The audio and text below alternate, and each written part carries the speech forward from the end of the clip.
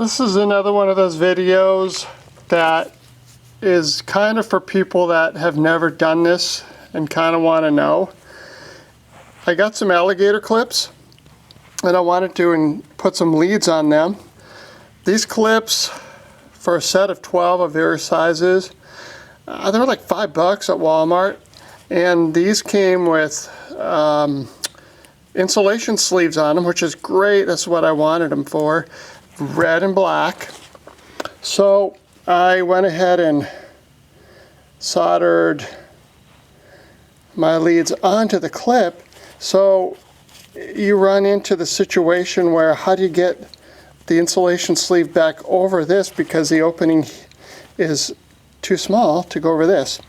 So what I'm going to do is I'm going to put this little tiny orange wire nut into the mouth of the alligator.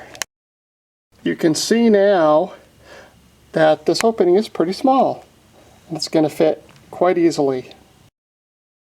Once you get it on and over most of the clip, then just going to take your little wire nut out. Just kind of messing this up here, one hand, but look, there you go.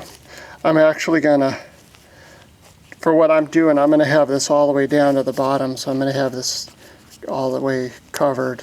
So I'm going to be inside of a live electronic component.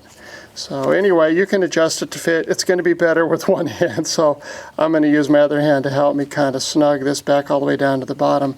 But yeah, using a little tiny orange wire nuts to hold your alligator clip open gives you the chance to push this insulation sleeve right over there.